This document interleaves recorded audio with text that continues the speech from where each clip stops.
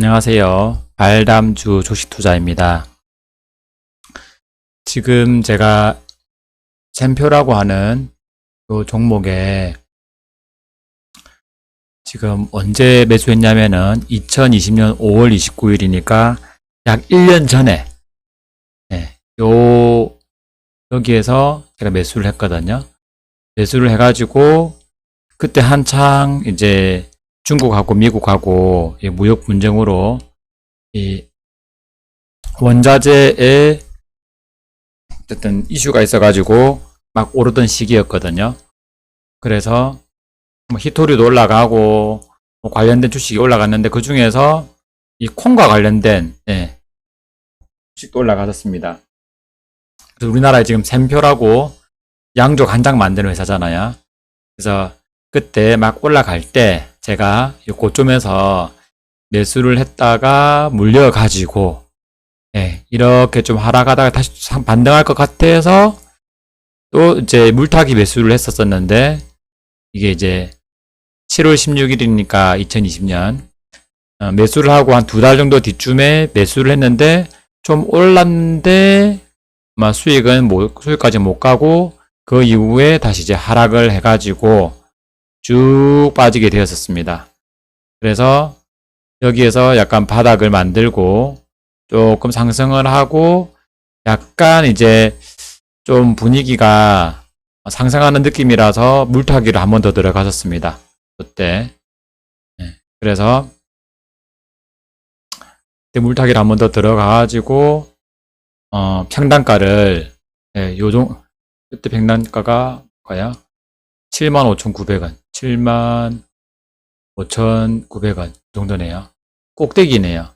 내가 꼭대기에 물렸다가 여기서 물타기 매수를 하고 한 번 더 여기서 물타기 매수해가지고 평단가를 그래도 여기 매입 평균가에서 57,925원까지 낮췄는데 드디어 지금 1년 만에 오늘 날짜가 지금 2021년 5월 11일 이 날짜에 드디어 지금 본전에 가까워졌습니다.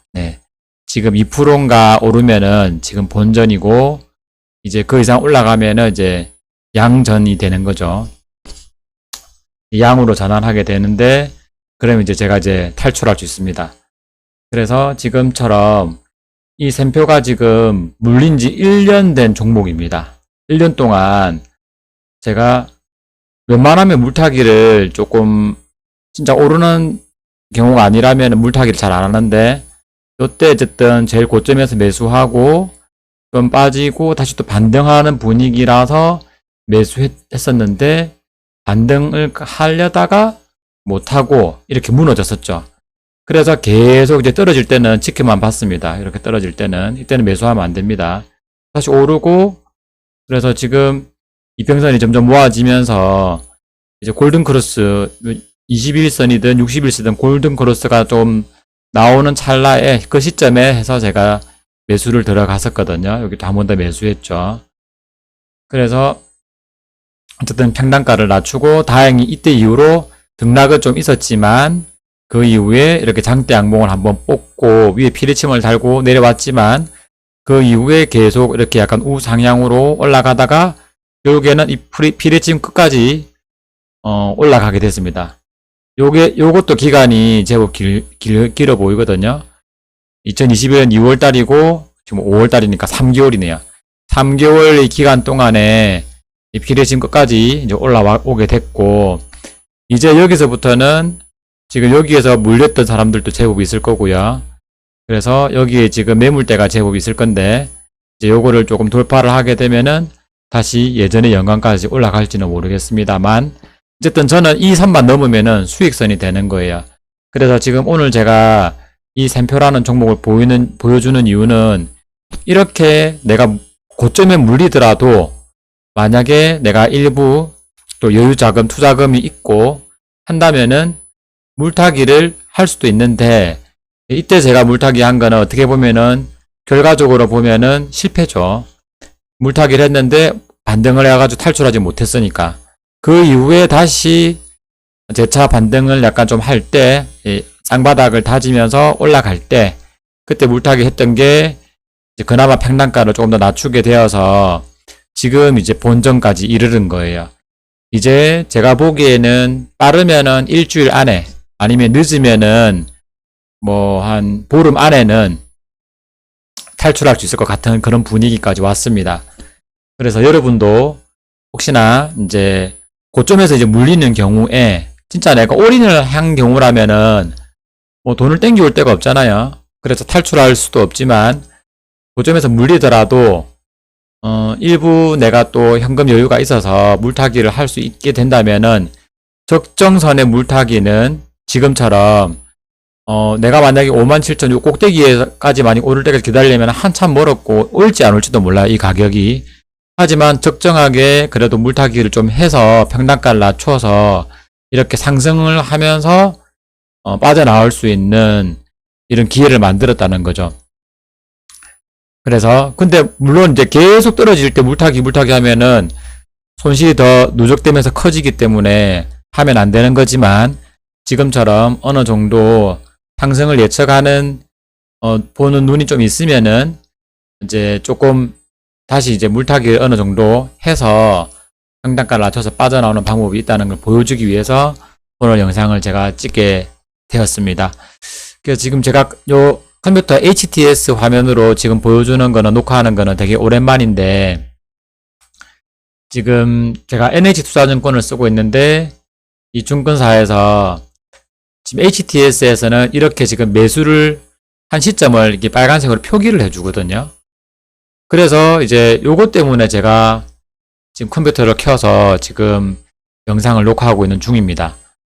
근데 이제 이게 이제 만약에 MTS에서도 휴대폰 화면에 있는 어플에서도 이렇게 보여진다면은 참 좋을 것 같은데 아직은 그것까지는 지원은 안 되는 것 같아요.